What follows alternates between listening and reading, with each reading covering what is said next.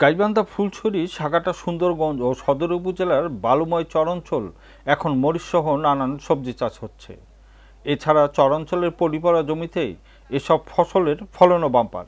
ফলে মরিচ চাষ করে মঙ্গা কবলিত এসব এলাকায় অসংখ্য পরিবার ইতিমধ্যেই আর্থিকভাবে সচ্ছল হতে শুরু করেছে। অথচ এসব জমিতেই ফসলের চাষ হবে কেউ তা আগে ভাবেনি।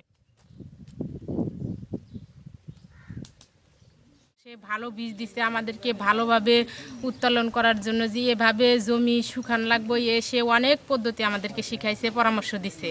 তারপর আমরা বীজ বপন করলাম, গাছ হলেও কীভাবে নিড়ানি দেওয়া লাগে, তারপরে কিভাবে ফলন হবে, কোন ওষুধ দিলে পোকা লাগবে না, কিভাবে মরিচটা ভালো হবে, তারপরে কিভাবে ফলন বেশি হবে, সেদিক দিয়েও আমাদের ওই ভাইরা সহযোগিতা করছে এবং খেতে যায় দেখছে কোন গাছে পোকা লাগছে, কোনটা নষ্ট হইতেছে, ওই ভাইরা এইভাবে পরামর্শ দিছে। আমরা এরকম করে এই যে আবাদ করছি। ভাই প্রথম অবস্থায় উঠছে, আরও উঠবে।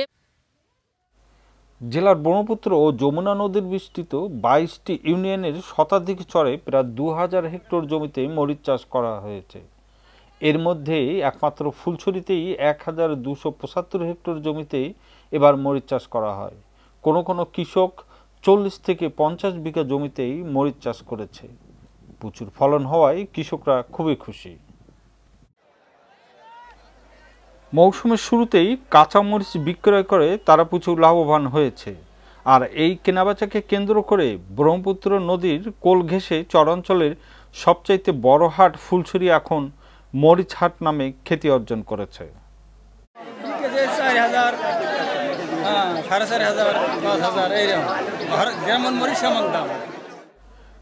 চরাঞ্চলের জমিগুলোতেই কৃষকরা মরিচ চাষে উৎসাহী হয়ে ওঠায় নদীর তীরবর্তী গ্রামীণ হাটগুলোতে প্রাণচাঞ্চল্য ফিরে এসেছে।